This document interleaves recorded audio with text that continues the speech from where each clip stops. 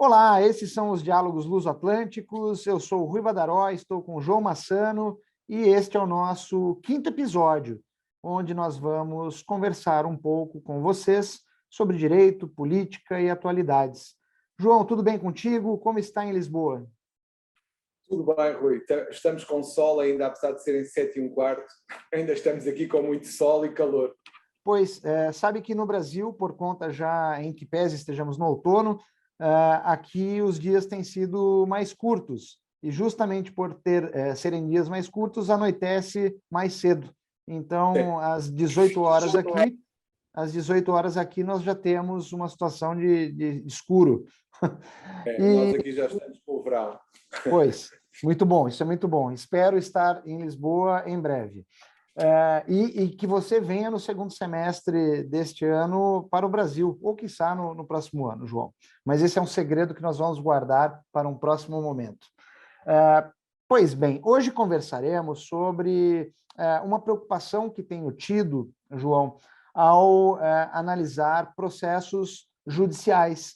E essa preocupação, ela se dá justamente porque a imprensa, a mídia, de maneira geral, por força das novas tecnologias que estão aí, que permeiam o nosso dia a dia há mais de uma vintena de anos, permitem que aqueles que trabalham, né, com imprensa e com as mídias divulguem informações sobre os processos e, independentemente da área, por óbvio que eu vou focar aqui na esfera penal, mas levando informações sobre os processos que acabam por conduzir aqueles que estão afetos a um processo judicial a situações nevrálgicas. Nevrálgicas no sentido de que, no caso de um processo crime, ao divulgar para a sociedade informações sobre o processo, esse que é requerido, réu no processo penal, acaba por ser efetivamente condenado pela sociedade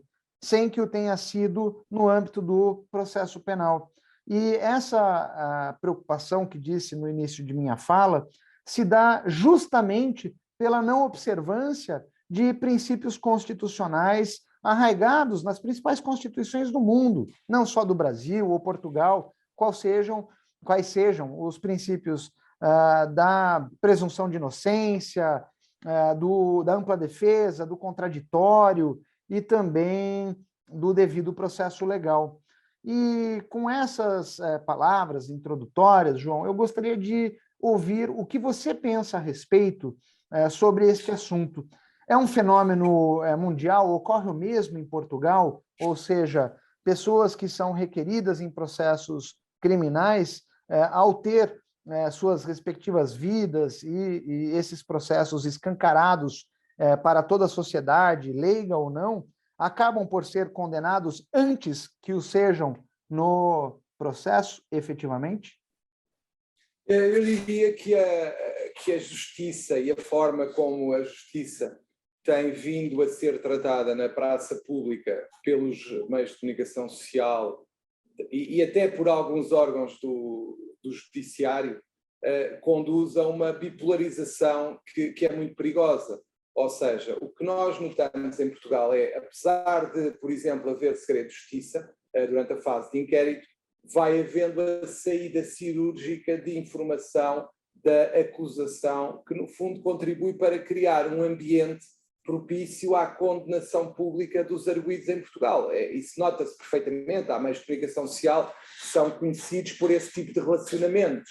E o que é que se passa? Quando estas notícias saem, o intuito é claramente ter uma pré-condenação na praça pública. No fundo, temos uma fogueira pública que queima os arguidos antes da justiça fazer a sua apreciação.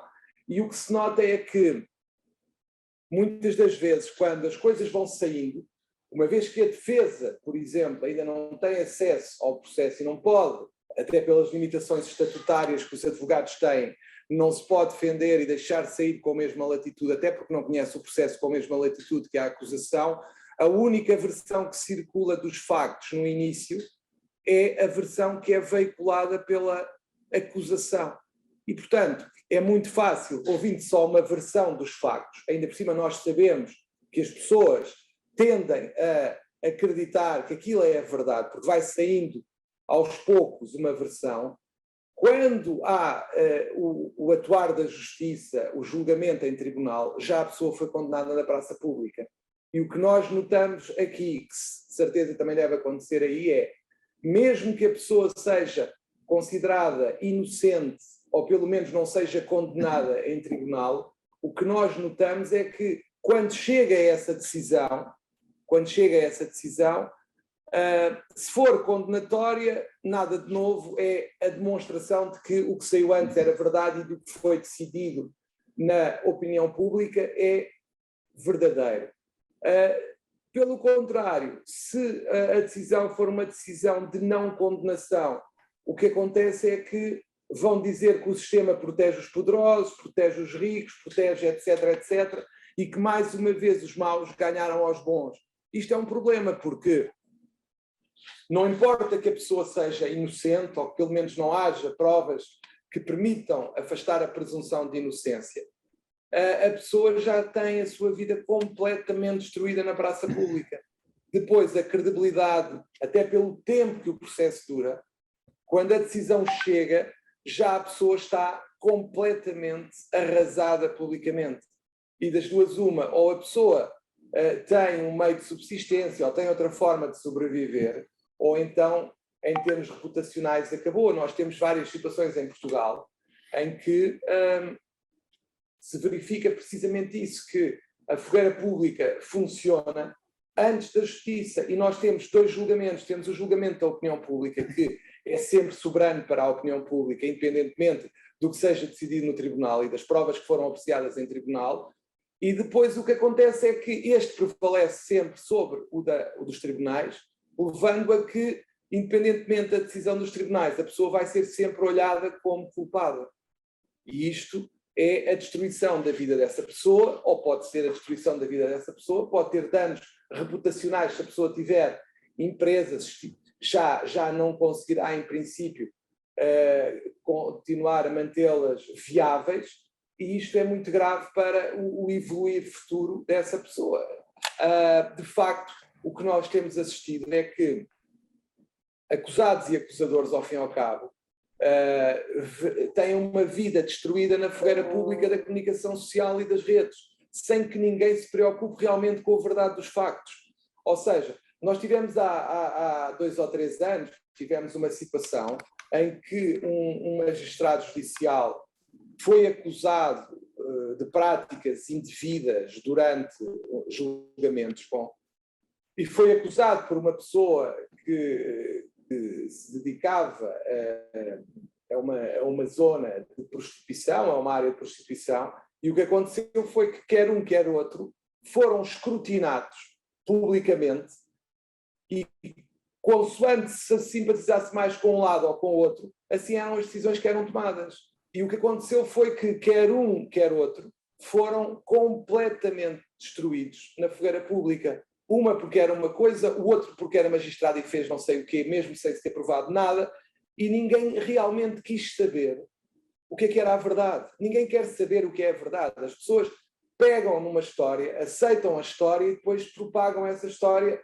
até ficarem cansadas de falar dela, mas entretanto as pessoas que foram envolvidas já estão completamente queimadas na praça pública.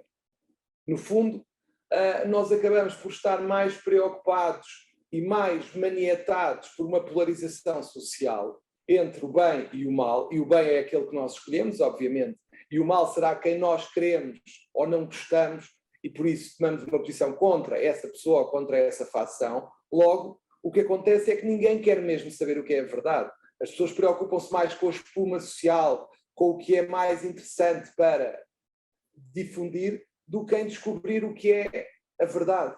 E a justiça, no fundo, quando chega, já chega tarde, já não consegue repor a verdade, já não consegue libertar daquele ónus quem foi queimado em praça pública, e de facto essa pessoa fica completamente queimada. Nós tivemos uma ministra da Saúde que também teve a mesma questão, que também foi completamente enxovalhada em praça pública, e isto é um problema, porque os julgamentos não se podem fazer na praça pública, porque não há o contraditório, não há o assegurar da descoberta da verdade, como tem que haver num tribunal. E por isso é importante quem divulga a informação ter o cuidado de não prejudicar, porque estamos a falar de pessoas que são condenadas antes do julgamento e que têm família, têm mulher, têm filhos, têm pais, têm avós, têm amigos, mas o que acontece é que ninguém quer saber realmente o que essa pessoa vai sofrer por ser injustamente acusada, por ser queimada na praça pública. Isto vem no fundo ao encontro do que já falámos, que é o individualismo e a forma como as pessoas não se preocupam com os outros conduz a que, desde que não seja eu, porque se for eu aí já é um problema gravíssimo, agora, se forem os outros e enquanto forem os outros, tudo bem, eu próprio ando aqui a bater palmas, todo satisfeito, porque de facto é como se estivéssemos numa plateia de um qualquer coliseu romano a assistir a alguém a ser comido pelos leões e ainda batemos palmas. João, olha que coisa interessante, me perdoe o à parte em tua fala, mas eu tenho a nítida impressão que estamos a viver em um mundo distópico e que não saiu da Idade Média. Na Idade Média, onde ocorriam aqueles julgamentos em praça pública, onde a sociedade se reunia em praça pública gritando queimem, queimem, matem, crucifiquem, e aí por diante.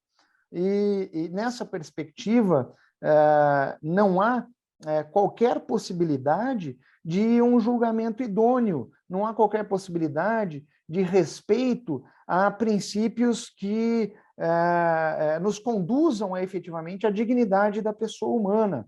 E neste momento em que nós temos um mundo totalmente conectado, parece-me que pouco evoluímos no sentido do senso coletivo, do respeito ao próximo, e eu sei que esse assunto foge um tanto do jurídico e tangencia aí as ciências sociais e outros, a questão até psicológica, mas a falta de senso coletivo, de respeito ao próximo, de respeito ao princípio da alteridade ao outro, nos conduz a uma situação dessas, onde a sociedade se preocupa muito mais com as espumas sociais, com as frivolidades superficiais da situação que outro enfrenta, e quer muito mais algo novelesco, com condenações e que sirvam para alimentar a imprensa, do que efetivamente a solução pautada na verdade dos fatos. Me parece que é esta a situação, e nós, enquanto advogados, enquanto profissionais do direito, devemos sim nos esforçar para diuturnamente lutarmos contra essa situação e fazer com que todos, sejam profissionais do direito ou não, respeitem o princípio da dignidade da pessoa humana, o princípio da presunção de inocência, da ampla defesa, do contraditório e outros princípios afetos aí ao bom processo, em que pese a duração dos processos, não transcorram na mesma velocidade que essas situações sejam apresentadas à sociedade.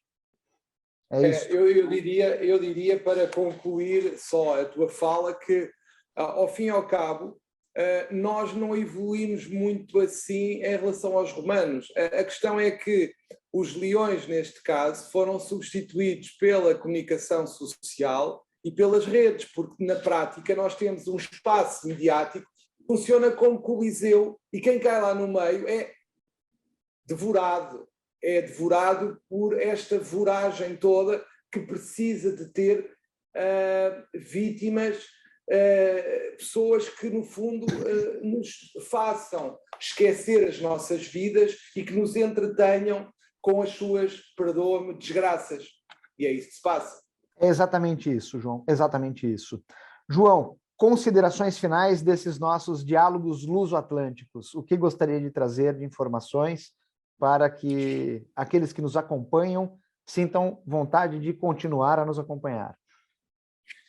Eu penso que nós temos vindo a fazer estes diálogos com muito agrado e muita satisfação e que nas próximas edições nós prometemos trazer temas e pegar em notícias da atualidade em Portugal e no Brasil e fazer o nosso comentário, quer sejam jurídicas, quer não sejam jurídicas, e iremos ter também um pequeno apontamento cultural, quer livros, quer músicas, e naturalmente transmitiremos as nossas impressões sobre essas temáticas. Muitíssimo obrigado, João. Grata satisfação estar contigo, ainda que virtualmente, neste Diálogos Luso-Atlânticos. E fica o convite, acompanhem-nos e participem dos Diálogos Luso-Atlânticos. Obrigado, João. Um grande abraço a todos. Obrigado, um abraço.